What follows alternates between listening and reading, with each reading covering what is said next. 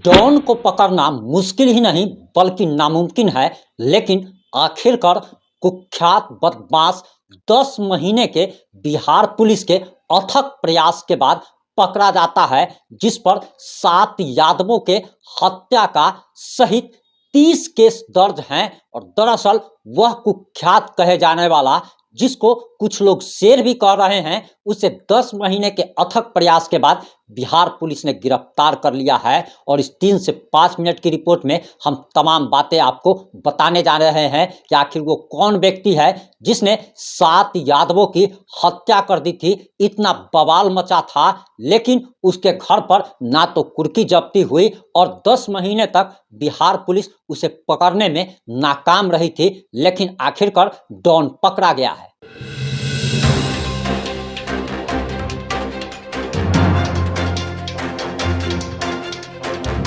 नमस्कार, मैं प्रिंस कुमार सिंह और आप देख रहे हैं पॉजिटिव इंडिया। अगर अभी तक आपने चैनल को सब्सक्राइब नहीं किया है तो खबरों से अपडेट रहने के लिए कृपया चैनल को सब्सक्राइब कर लीजिए। और जो लोग ऑलरेडी कर चुके हैं उन तमाम लोग को सही हृदय धन्यवाद। अब वापस आते हैं अपनी खबर पर। दरअसल एक कुख्यात पकड़ा गया है जिसे लोग शेर कह रहे हैं और बता रहे हैं कि वह शेर है और वह समाज का सिरमौर है। लेकिन आपको बताते चले कि उसका नाम मोहना ठाकुर है। और अगर आप की मेमोरी अगर अच्छी होगी, अगर आप भूले नहीं होंगे, तो आपको याद होगा कि आज से ठीक 10 महीने पहले, लगभग 10 महीने पहले कटिहार में एक बहुत बड़ा गैंगवार हुआ था, जिसे भूमिहार और यादव की लड़ाई, यादवों की लड़ाई बताया गया था, जिसमें 7 यादवों की हत्या कर दी गई थी। एक तरीके से इसे नरसंहार कहा गया था। और इसके बाद पूरे बिहार में यादव वर्सेस भूमिहार लगभग महीनों तक चला था। और यादव और भूमिहार एक दूसरे के खिलाफ तलवार निकाले हुए थे। सोशल मीडिया से लेकर जमीन तक में ये मामला उठा था। संतोष रेणु यादव हो, अमृतांशु वत्स हो, ऐसे तमाम लोग उस जगह तक गए थे और इन सारे लोगों पर केस भी दर्ज हुआ था। वहीं आपको बताते चले कि दरअसल कटिहार में यह घटना हुई थी और बताया गया था कि भूमिहारों ने 7 यादवों की हत्या कर दी। हालांकि बाद में खुद पुलिस ने, कटिहार एसपी ने इस बात का खुलासा किया था कि दरअसल ये एक गैंगवार है। और गैंगवार जो है, ये 2 आप कह सकते हैं कि अपराधियों के बीच वर्चस्व की लड़ाई थी। इसे भूमिहार और यादव की लड़ाई ना समझा जाए, लेकिन भूमिहार और यादव की लड़ाई इसे जाकर के बनाया था संतोष रेणु यादव ने, पप्पू यादव ने। और वहां जाकर के इन लोगों ने पूरा का पूरा जातीयता कार्ड खेला था। और इतनी ज्यादा इसको आप कह सकते हैं कि भूमिहार और यादवों की लड़ाई बनाने में इन लोगों ने कोई कोर कसर नहीं छोड़ी थी। लेकिन वो तो भला हो समाज का कि समाज में अगर कुछ बुर्बक लोग हैं तो कुछ समझदार लोग भी होते हैं, बुद्धिजीवी लोग भी होते हैं। उन लोगों ने मामले को ठंडा कर दिया। आपको बताते चले कि जिस प्रकार से संतोष रेणु यादव ने, पप्पू यादव ने एक जाति के खिलाफ जाकर के आग उगला था, यानी कि आप कह सकते हैं कि अगर कोई भी व्यक्ति, एक व्यक्ति अगर गलती करता है तो उसकी पूरी जाति को गाली देना कहाँ तक सही है, ये आप लोग ही कमेंट करके बताइएगा। लेकिन इन लोगों ने उस व्यक्ति को एक जाति से जोड़ा और एक पूरे के पूरे समाज को गाली दी गई थी, जिसके बाद कई सारे लोगों पर केस भी दर्ज हुआ था।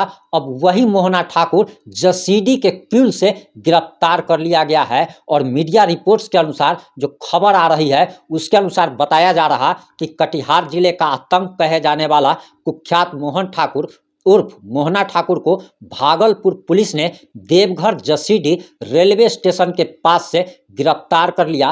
पुलिस ने उसे भागलपुर के कजरैली थाना लाया, जहां डीएसपी विधि व्यवस्था डॉक्टर गौरव कुमार, कहलगांव डीएसपी एवं कई थानेदार इंस्पेक्टर ने बारी बारी से उनसे पूछताछ की। पुलिस सूत्रों का कहना है कि मोहन पुलिस की सख्ती के बाद भी कोई अहम राज नहीं उगला है।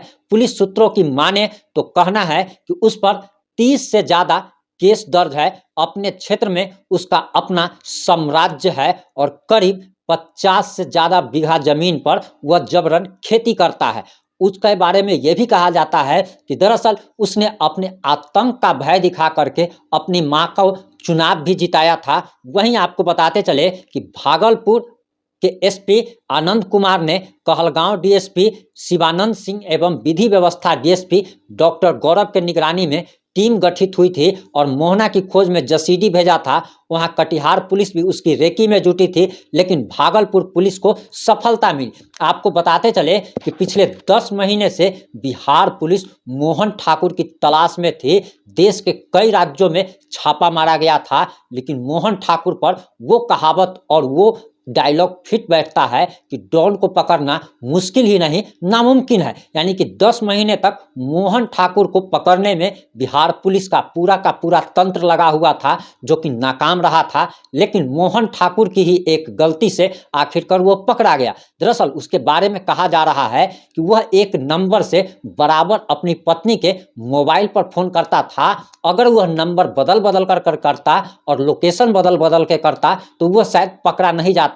लेकिन बताया जा रहा कि दरअसल वह एक ही नंबर से और एक ही लोकेशन से लगातार अपनी पत्नी से घंटों बातें किया करता था, और उसी नंबर को पुलिस ने सर्विलांस पे रखा, और सर्विलांस पे रखे जाने के बाद मोहन ठाकुर पकड़ा गया है। उसके बारे में पता चला कि वह कहाँ रह रहा है, और उसके बारे में आपको बताते चले कि कहा जाता है कि कटिहार का आतंक है। लेकिन आपको बताते चले कि जब ये भूमिहार वर्सेस यादव की लड़ाई हुई थी और 7 यादवों की जो हत्या हुई थी, तो आपको बताते चले कि मोहन ठाकुर का गैंग जो बताया जाता है उसमें सिर्फ और सिर्फ भूमिहार ही नहीं बल्कि यादव जाति के लोग भी हैं, कुशवाहा जाति के लोग भी हैं। यानी कि आप ये कह सकते हैं कि मोहन ठाकुर के गैंग में काफी सारे लोग हैं जो कि विभिन्न जाति और धर्म से आते हैं। उसी तरीके से मोहन ठाकुर का जो विपक्षी गैंग है, जो कि यादव जी जो गैंग जो चलाते हैं, उनके बारे में कहा जा रहा, सुनील यादव उनका नाम बताया जा रहा है। हालांकि हम नाम की पुष्टि नहीं करते,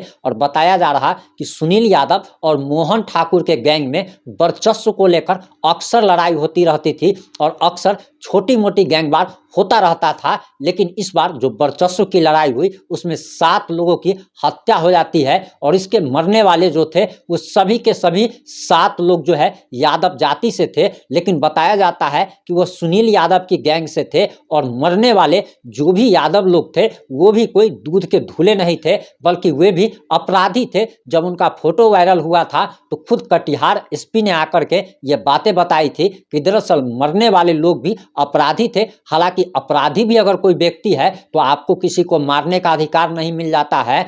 ये पुलिस का काम है कि अगर कोई अपराधी भी है तो उसको सजा देना। हालांकि इस मामले पर हमारी नज़र बनी हुई है, और इस मामले में जैसे ही कुछ नया अपडेट आएगा हम आप लोगों तक जरूर पहुंचाएंगे। लेकिन आपको बताते चले कि मोहन ठाकुर को शेर कहा जा रहा है, और शेर इसीलिए कहा जा रहा है, कुछ लोग उन्हें सोशल मीडिया पर शेर कह रहे हैं, और शेर इसीलिए बताया जा रहा है क्योंकि वे उनकी जाति का है। इसके बारे में भी बताया जा रहा कि वो शेर ही था जिसने बिहार पुलिस को 10 महीने तक चकमा दिया। उस बिहार पुलिस का पूरा तंत्र जिसे पकड़ने में लगा हुआ था, खुद डीजीपी आरएस भट्टी के ये क्रेडिबिलिटी पे असर पड़ रहा था, और बताया जा रहा था कि पूरा का पूरा पुलिस तंत्र लगा हुआ हो, लेकिन 10 महीने तक उसने पुलिस को चकमा दिया। इसी के लिए उसे शेर की संज्ञा दी जा रही है। इस मामले पर हमारी नज़र बनी हुई है। जैसे ही कुछ नया अपडेट आएगा हम आप लोगों तक जरूर पहुंचाएंगे। जुड़े रहे हमारे साथ। जय हिंद, जय भारत, जय जय बिहार।